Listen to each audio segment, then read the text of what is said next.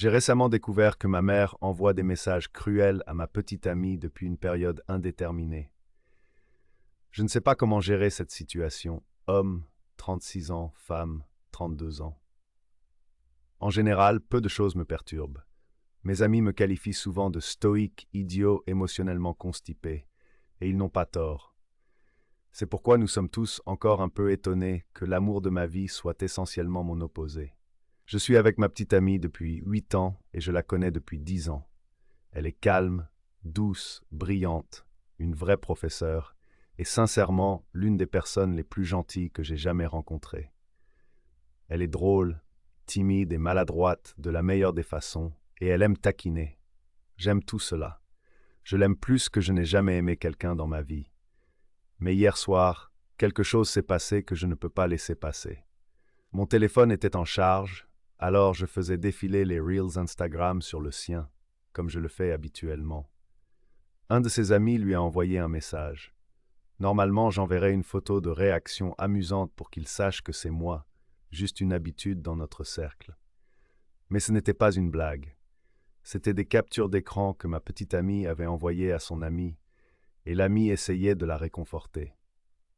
J'ai hésité, puis j'ai ouvert les captures d'écran pour mieux les lire. Et je suis content de l'avoir fait. Je ne le regrette même plus parce que ce que j'ai vu, c'était plusieurs messages de ma mère. Des messages cruels. Les horodatages n'étaient pas tous du même jour, donc je ne sais pas depuis combien de temps cela dure. Une semaine? Plus longtemps? Aucune idée. Certains des messages que ma mère a envoyés incluaient « Peut-être qu'il ne t'a pas demandé en mariage parce que tu ne lui as pas donné d'enfant. » Les hommes n'épousent pas des remplaçantes. Le plus récent. Celui-ci me met en colère. Je ne peux même pas imaginer ce que ma petite amie a ressenti. Si tu arrêtais de t'habiller comme un adolescent et que tu te maquillais, peut-être qu'il te verrait comme une épouse au lieu de l'une de ses petites amies. Tu l'empêches de voir sa famille. Il venait nous rendre visite. Pour être clair, c'est moi qui ai pris mes distances à cause de son comportement envers l'une de mes sœurs. C'est un tout autre problème. Donc rien à voir avec ma petite amie. Tu te crois spécial?